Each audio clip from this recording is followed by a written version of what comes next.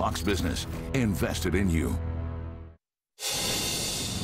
Twitter is threatening to sue Meta over the release of its new platform Threads. Twitter sending Meta CEO Mark Zuckerberg a cease and desist letter accusing the company of creating a copycat app, violating both federal and state laws, and hiring former Twitter employees with knowledge of trade secrets. Elon Musk tweeting, quote, "Competition is fine, cheating is not."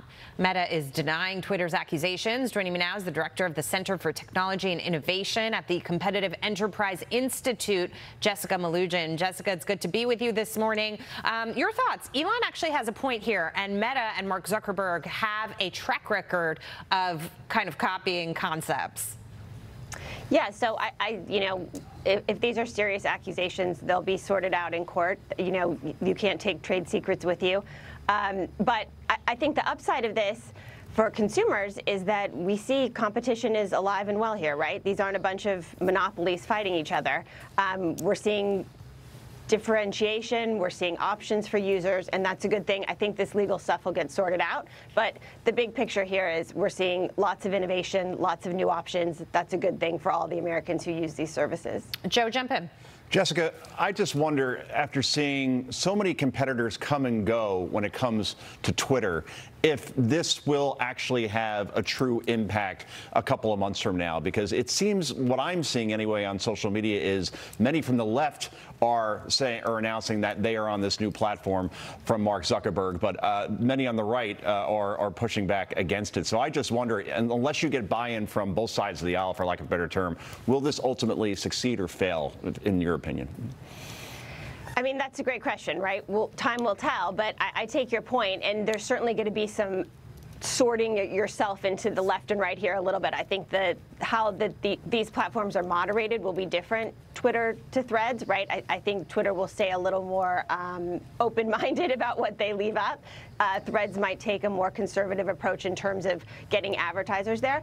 But, you know, in just the little time that this platform's been up and running, we're looking at tens of millions of users.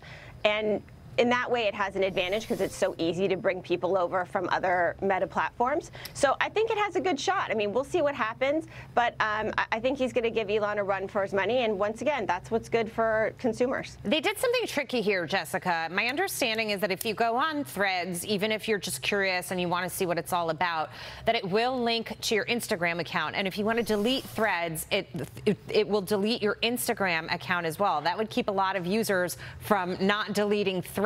That, to me, has a sort of surreptitious tone to it.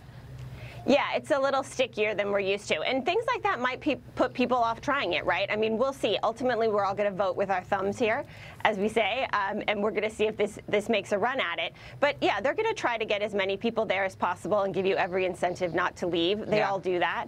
But it's nice to see that they're trying new things, just like Elon is over at Twitter, right? There's been a lot of changes and innovations, things taken away. And they're not all winners, and they won't be all winners on Threads either. But it's much better to sort that out, winners and losers in the marketplace, where those guys can make quick changes, than worrying about these platforms being monopolies and putting the U.S. government in charge of them. I hear you. There are also some businesses out there that are pushing back against New York City's regulations on artificial intelligence. I couldn't let you go without talking a little bit about AI. These hiring tools, this new law is requiring employers to use the software to have it assessed for any racist or sexist biases against candidates. Your thoughts on this real quick? I mean, of course, no one wants hiring to involve sexist or racist considerations. That being said, employers have every incentive to pick the best person for the hire, right? There's no reason for government intervention here. And you guys are in New York, I'm not, but you can tell me. I would assume there are other policy considerations that leaders in New York City might be busying themselves with beyond worrying about hiring algorithms that have been in place for years. You would think, you would hope, but it's not always the case. Jessica Melugin, great to see you this morning. Thank you so much for being here. All right. Thank you. The next hour of Mornings with Maria starts right now.